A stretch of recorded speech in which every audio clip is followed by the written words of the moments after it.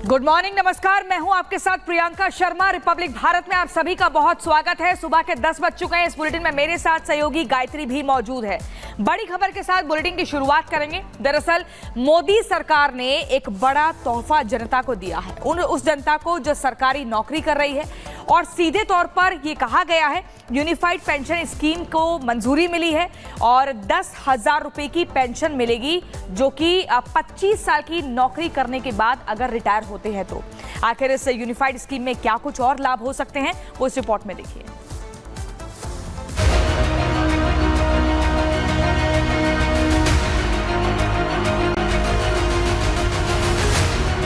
Pension के लिए जो क्वालिफाइंग सर्विस रहेगी वो रहेगी 25 ईयर। मोदी सरकार ने एनपीएस में किया सुधार, यूपीएस के फायदे 1000। नई पेंशन योजना, सरकारी कर्मचारियों को क्या क्या मिलेगा? मोदी सरकार ने तोहफा दिया, खिल उठा सरकारी कर्मचारियों का चेहरा। 24 अगस्त की शाम सरकारी कर्मचारियों के लिए खुशखबरी लेकर आई।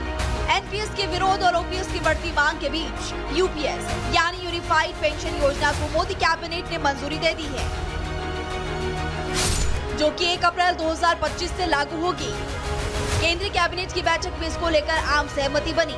केंद्रीय मंत्री अश्विनी वैष्णव ने जानकारी देते हुए बताया कि 23 लाख केंद्रीय कर्मचारियों को इसका फायदा होगा। नई पेंशन स्कीम के तहत कर्मचारियों को 25 साल नौकरी करने पर पूरी पेंशन मिलेगी। नौकरी के आखिरी 12 महीने की औसत बेसिक सैलरी का 50% एश्योर्ड पेंशन मिलेगी। 10 साल से ज्यादा नौकरी करने वाले कर्मचारियों को 10,000 रुपए पेंशन मिलेगी और कर्मचारी की मौत के बाद परिवार को पेंशन 60% दी जाएगी। यूनिफाइड पेंशन स्कीम यूपीएस वो रिटायरमेंट से पहले के 12 महीनों की एवरेज बेसिक पे का 50% होगा। क्वालिफाइंग सर्विस रहेगी वो रहेगी 25 इयर्स, यानी 25 वर्ष तक अगर किसी ने काम किया है, सेवा की है, तो उसको फुल पेंशन यानी जो ये अश्योर्ड पेंशन का अमाउंट है वो मिलेगा। 25 साल से अगर कम है लेकिन 10 साल से ज्यादा है तो उसमें प्रोपोर्शनेट पेंशन रहेगी, प्रो रेटा वो पेंशन का अमाउंट बनेगा। मोदी सरकार ने नई पेंशन स्कीम जारी कर दी है, लेकिन ये भी जानना जरूरी है कि पुरानी और नई स्कीम में अंतर क्या है। Old pension scheme versus unified pension scheme. जैसे कि ओल्ड पेंशन स्कीम में रिटायर्ड कर्मचारियों को पेंशन अनिवार्य थी और यूनिफाइड पेंशन स्कीम की बात करें तो रिटायर्ड कर्मचारियों को इसमें भी पेंशन अनिवार्य है।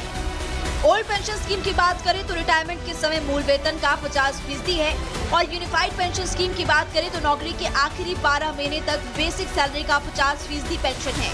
ओपीएस के तहत रिटायरमेंट के बाद भी महंगाई भत्ते का लाभ मिलता है, जबकि यूनिफाइड पेंशन स्कीम में महंगाई इंडेक्सेशन का लाभ मिलेगा।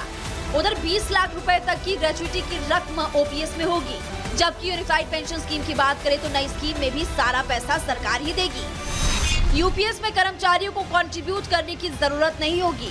यूपीएस लागू होने से कर्मचारियों को सीधा सीधा लाभ मिलेगा। एनपीएस यूपीएस में अंतर क्या है, अब आपको वो भी समझा देते हैं। यूपीएस में सरकार की 18% भागीदारी होगी और न्यू पेंशन स्कीम में कर्मचारी को 10% दिया करते थे। बेसिक सैलरी का 18.5% हिस्सा सरकार यूपीएस के तहत देगी, जबकि एनपीएस में सरकार की भागीदारी सिर्फ 14% तक थी। हालांकि सरकार का कंट्रीब्यूशन बढ़ने से सरकार पर 6,250 करोड़ रुपए का अतिरिक्त भार पड़ेगा, लेकिन ये कर्मचारियों के लिए एक बड़ी राहत लेकर आएगा। कर्मचारियों पर इस स्कीम का भार नहीं पड़ेगा। आज एम्प्लॉइज 10% कंट्रीब्यूट करते हैं और आपको जानकारी होगी कि 10 वर्ष पहले तक सरकार भी 10% कंट्रीब्यूट करती थी, यानी 10+10 टोटल कंट्रीब्यूशन होता था। लेकिन मोदी जी ने 2019 में इस 10% कंट्रीब्यूशन को बढ़ा के 14% किया था। जो केंद्र सरकार का कंट्रीब्यूशन है उसको बढ़ा के 14% किया था। That itself was a very big contribution, big jump in the amount of contribution. अब वो कंट्रीब्यूशन बढ़ के 18.5% हो जाएगा। वो कंट्रीब्यूशन बढ़ के 18.5%। वही सरकारी कर्मचारियों को यूपीएस की नई सौगात देते हुए केंद्रीय मंत्री अश्विनी वैष्णव ने विपक्ष पर करारा हमला बोला। कहा विपक्ष सिर्फ ओल्ड पेंशन स्कीम पर राजनीति करता है। उसे कर्मचारियों के हित से कोई भी मतलब नहीं है। तो जिस सीरियसनेस के साथ प्रधानमंत्री श्री नरेंद्र मोदी जी ने इस विषय को लिया, आप सब जानते हैं कि मोदी जी के काम करने की शैली में और विपक्ष में एक बहुत बड़ा डिफरेंस है। विपक्ष में केवल एक मुद्दा रख देना, केवल एक घोषणा कर देना, कुछ अनाउंसमेंट्स कर देना, वो उनकी शैली है। मोदी जी की शैली है हमेशा जो मुद्दा है उसको सीरियसली लो, उसको डिटेल में समझो, उस पे जितना पॉसिबल है कंसल्टेशन करो और उस कंसल्टेशन से निकल के जो देश हित में, जनहित में और स्टेक होल्डर्स के हित में जो विषय आए उसको उस तरह से आगे रखो। आपको बता दें, सरकारी कर्मचारियों की तरफ से नई पेंशन में बदलाव को लेकर लगातार मांग उठ रही है, जिसे लेकर पीएम मोदी ने कैबिनेट सचिव टीवी सोमनाथन की अध्यक्षता में एक समिति का गठन भी किया था। समिति ने कई संगठनों और कई राज्यों के साथ मिलकर बैठकें की और इस पर रिजर्व बैंक और विश्व बैंक से भी राय मशवरा लिया गया, जिसके बाद समिति ने यूपीएस की सिफारिश की है, जिसे अब मोदी सरकार ने मंजूरी दी है। वहीं सरकारी कर्मचारियों के लिए सबसे अच्छी बात यह है कि केंद्र सरकार ने कर्मचारियों के लिए एनपीएस और यूपीएस दोनों में से कोई एक पेंशन स्कीम चुनने की छूट दी है। Bureau report, Republic Bharat. तो तकरीबन 23 लाख सरकारी कर्मचारी जिनको इस नई पेंशन स्कीम से लाभ होने वाला है। हमारे साथ हमारे दो सहयोगी इस वक्त जुड़ रहे हैं। लोमस दिल्ली से हमारे साथ मौजूद है, उनके साथ मौजूद है सरकारी कर्मचारी। तो वहीं हमारे साथ राघवेंद्र भी जुड़ गए हैं लखनऊ से। लेकिन सबसे पहले दिल्ली का रुख कर लेते हैं। लोमस, आपके साथ क्योंकि सरकारी कर्मचारी मौजूद हैं, ये जो नई स्कीम आई है पेंशन स्कीम, वाकई ये सरकारी कर्मचारियों के लिए एक बड़ा फाइनेंशियल सिक्योरिटी के तौर पर इसको देखा जाएगा?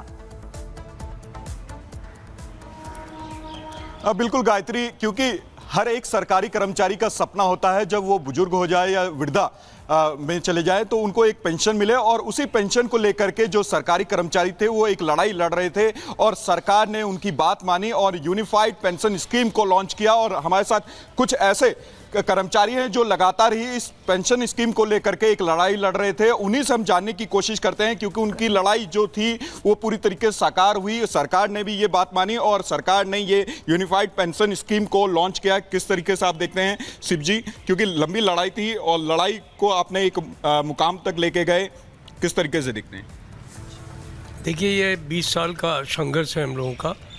1 जनवरी 2004 से इस स्कीम को लाने का काम हुआ था और तभी से ऑल इंडिया रेलवेज फेडरेशन और जो हमारे जॉइंट कंसल्टेटिव मशीनरी के लोग हैं वो इसके विरुद्ध संघर्ष कर रहे थे। हमें इस बात की बहुत खुशी है कि इसका संज्ञान जो है वो हमारे भारतवर्ष के प्रधानमंत्री ने लिया, और इससे पहले भी उन्होंने, जब हमने हड़ताल का नोटिस दिया था 7वें वेतन आयोग की रिपोर्ट आने के बाद में, उसमें भी पहला मुद्दा जो है हमारी यही था कि पुरानी पेंशन को बहाल किया जाए।